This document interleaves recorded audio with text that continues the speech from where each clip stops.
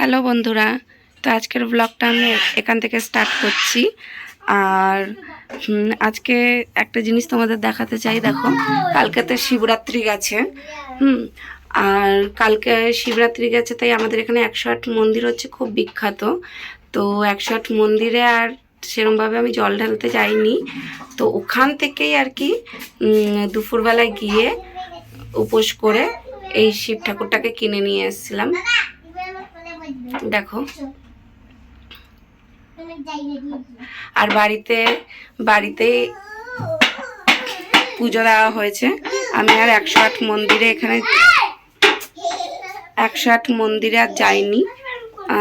এবার থেকে বাড়িতেই পুজো দিয়ে দেবো, কারণ 108 মন্দিরে সত্যি কথা বলতে এত ভিড় থাকে না, এত ভিড় থাকে যে মানে বাচ্চা নিয়ে ওখানে যাওয়া অসম্ভব।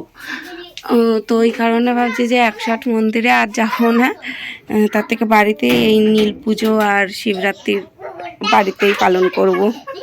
হ্যাঁ, আর এরাও যা চঞ্চল।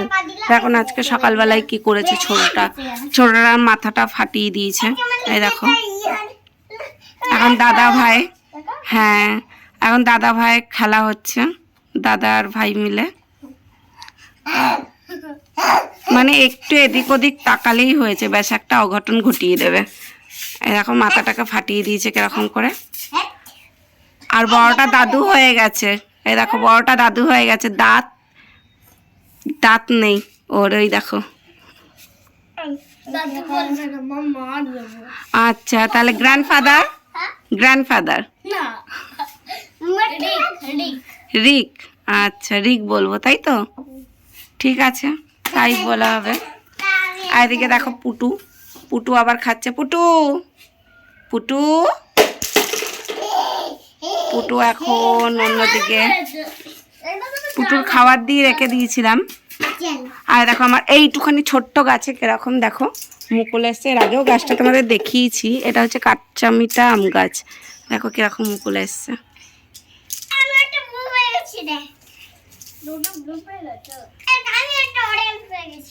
এই দেখো, আর নিচে পুরো ঝুলে রয়েছে। এই দেখো,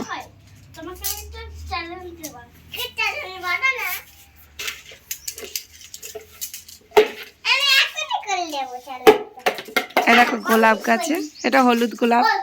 এখন রং পুরো হয়ে গেছে, ফ্যাকাশে হয়ে গেছে। আর এরা দেখো কি খেলছে, সব সাজিয়ে। আওয়াজ করো না। আর যা গরমও দিয়েছে।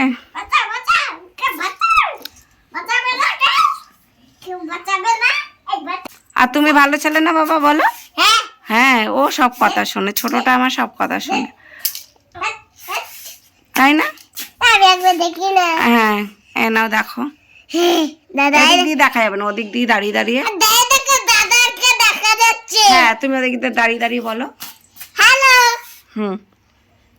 হ্যালো মাই ডিয়ার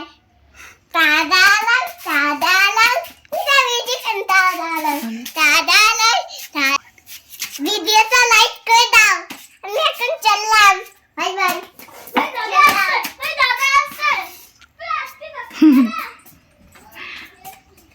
ওই পাশের বাড়ি আবার ওদের একটা দাদা ডাকছে, তাই ওদিকে চলে গেল। আর যদি আমার ভিডিওটা তোমাদের ভালো লাগে তাহলে একটু লাইক করে দিও। তো আজকের ব্লগটা আমি এখানেই শেষ করছি। Tata, bye bye.